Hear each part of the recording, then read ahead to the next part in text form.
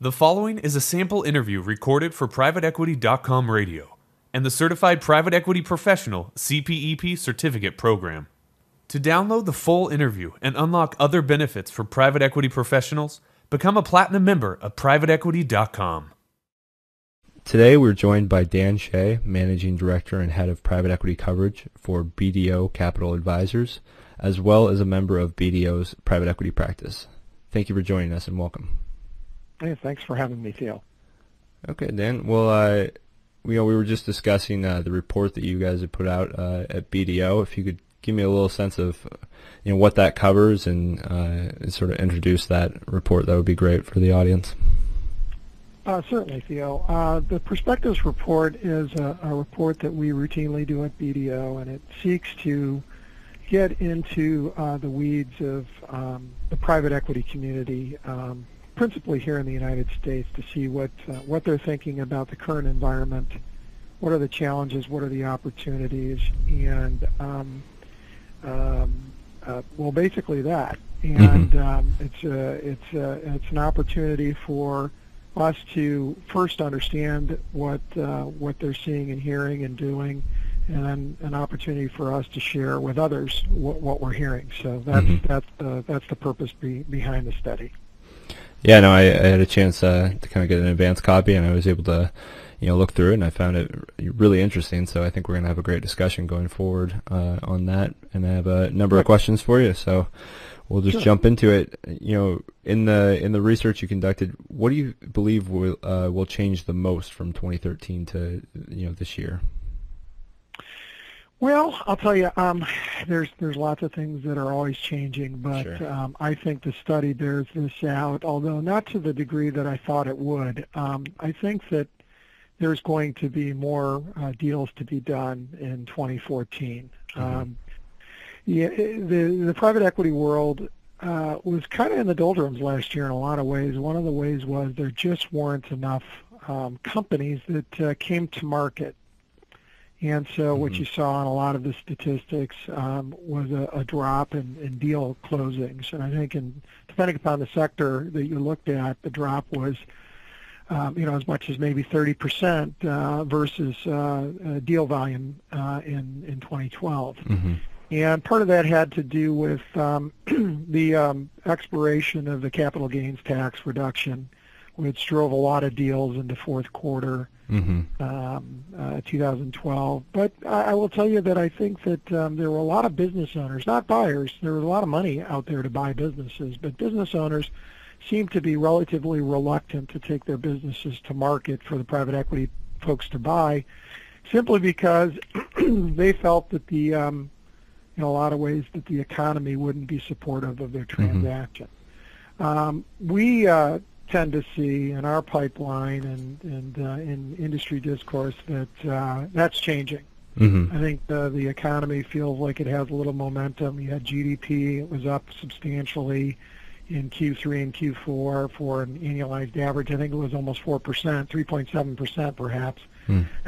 Excuse me. And that is, as funny as it sounds, makes business owners who are ordinarily in the weeds in their business focus on the broader picture, and they feel better about the economy and the marketplace and are more apt to realize their life's work by putting their company on the market.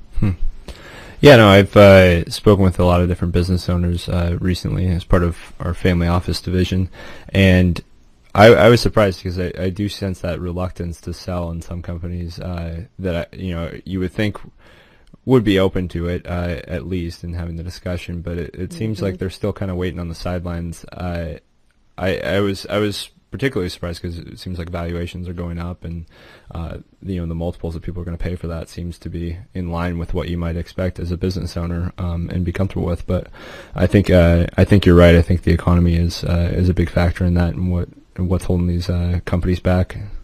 So I think I think that's a great point. Yeah. Okay. Well, why do you believe that pricing will be the most significant challenge in 2014? What do you believe has changed in recent years to have this dramatic increase by fund managers believing pricing is the most significant challenge? Because that's something that came out in the study that I thought was particularly interesting. Well, I think that's a great second question because it feeds off the first question. There is an imbalance of supply and demand, and the PE community is looking at it and feeling it, and having to pay up for those quality businesses, and even not so quality businesses, depending upon how you describe what quality is. Sure. But so we take a look at the marketplace all the time, and we've seen that strategic capital, excess cash on public company balance sheets and private company balance sheets is substantial. Just public companies alone probably have $250 million of excess cash, or not billion, $1 trillion of excess cash on their balance sheets. Private equity community has nearly $500 billion in uninvested capital. The last study I saw, I think it was $466 billion. Yeah, the dry powder is incredible.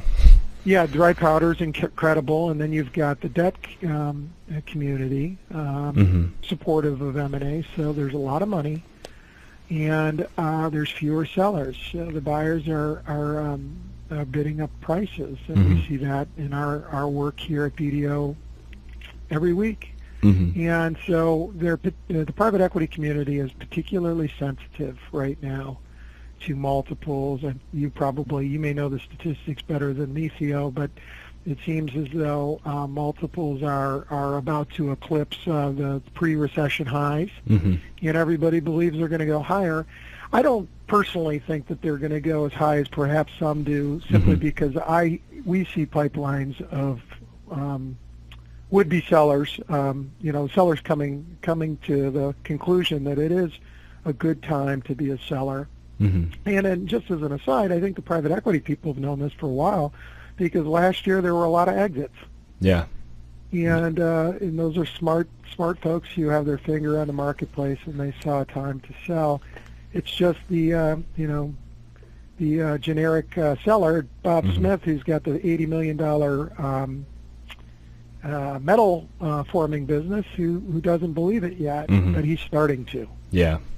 No, I think that's a good point about private equity being sort of on the ball with that, because I think it was Leon Black. I mentioned this in a couple of interviews ago, that he'd said, I think it was Leon Black or maybe David Rubenstein, but had said that he's selling everything that isn't nailed down in the portfolio. And so I think that's sort of indicative of private equity managers being maybe ahead of it in that regard.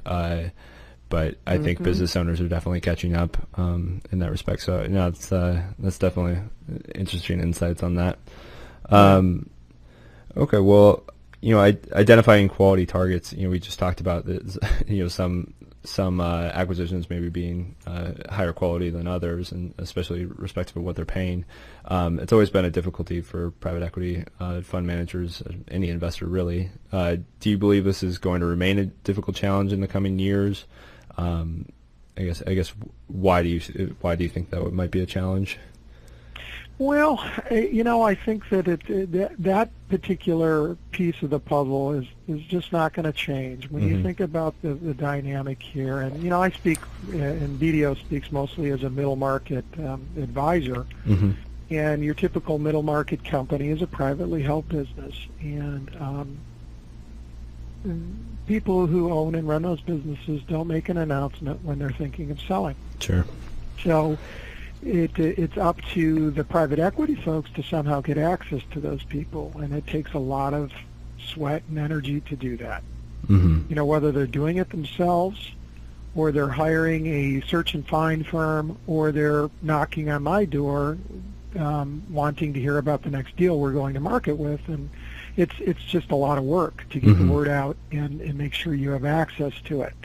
And I just don't know how that changes as we go on. And it's particularly acute of a concern for the private equity community right now, simply because of what we've said in the first few minutes of the call, and that's that there's just not enough deal volume. There's not enough sellers. It's a seller's market. The sellers are determining how we proceed by not going to market. But as I said, I think that's slowly shifting. Whether it gets into balance with the number of buyers to meet or equal the number of sellers remains to be seen. But I think some of the pressure is going to come off. I really do.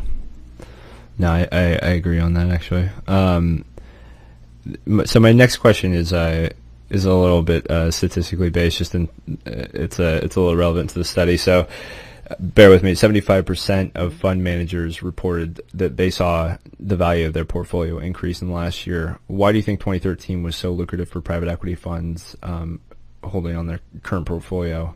Do you think they did anything different than what they did in 2012, or is this merely a reflection of valuations increasing and the stock market rising and all those sort of macro factors, or do you think there's something in particular that private equity firms are doing? Yeah, I think they're the macro factors primarily, and I'd add one other factor to that we've already discussed, and that's the economy. I think that every business, the old adage is true: if you're not growing, you're shrinking, or if you're not advancing, you're falling behind. And every day, bright managers and owners are out there trying to improve their businesses. And 2013 was no different than 2012 in that. I just think that they were able to make more progress as the economy settled down. Are you a believer in the recovery? Do you think it's going to be pretty strong going through, or do you think it's going to be sort of this middling thing where we don't have to tackle the whole economy? But I was just kind of curious what your perspective is. I'm middle of the road on this because I just don't have a crystal ball, and I don't have access to. I don't think anybody has a crystal ball. What I think is that there's enough good happening that we've got a window here for some good deal work to be done for some business owners and portfolio companies to make good strides. And I think the window is probably open for a year or two, and then all bets off. Yeah. It personally, yes, since what am I a believer in? I just think that two things. I think that the businesses probably across the globe have done a great job of improving themselves since the recession. They're more efficient. They're smarter about, and I've seen it in our clients. Our clients are smarter about how they go about doing things. Absolutely. The M&A business has gotten smarter. If you went back to the mid-2000s and before, and I've been at this since 93, a lot of the buyers out there were willing to buy just about anything. Just a question of price. And now I see some selectivity, a lot of selectivity on the buyer's part. On the seller's part, I see sellers being more deliberate about trying to create a business that is worth buying. And that means, the customer diversity. So you're not relying on one customer. Supplier diversification, that means being as efficient with your people and your capital and your equipment as humanly possible.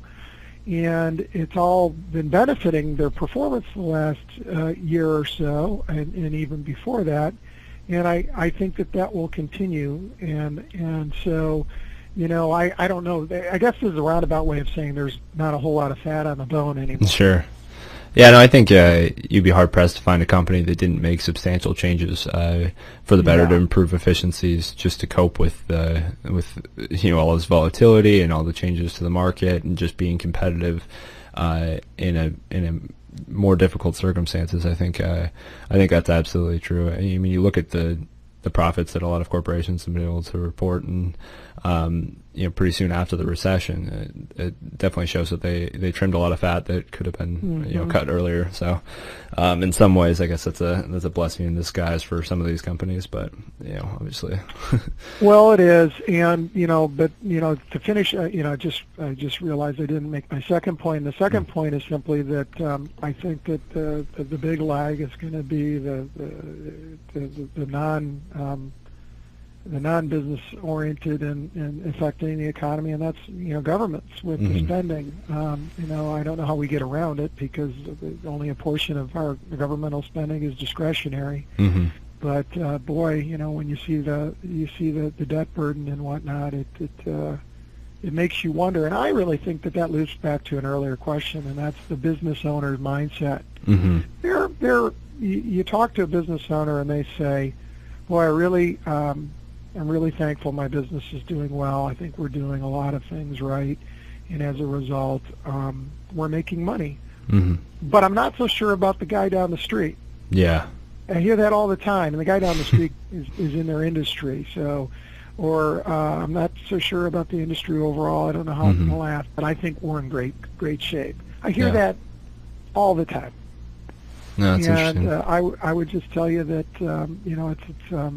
recently there's been some news reports of the psychological angle to the deal business and the stock market and whatnot. Why are things not going well when everybody says they're doing fine personally? Yeah. I think it's the psyche, the deal world psyche, or the business owner psyche is not lined up with the reality, and so they're putting the clamps on a lot of things like selling businesses. No, that's interesting. Yeah, I hadn't really read that, but you can definitely tell that there's some kind of cognitive dissonance between those two thoughts and what a lot of business owners report in the different surveys. You can see the economic surveys that come out every month, and you see this sort of pessimism and in the forecasts and what a lot of different executives are saying, but at the same time, they think that they're going to expand. They see themselves climbing forward. So yeah, that's an interesting point to hit on. We hope you enjoyed the sample interview. To listen to the full interview and other private equity interviews, become a Platinum member at PrivateEquity.com or join the Certified Private Equity Professional CPEP Certificate Program. Platinum members enjoy great benefits like weekly private equity newsletters, access to networking events, webinars, interviews, and more. Visit PrivateEquity.com /association for a free 2-week trial of Platinum membership.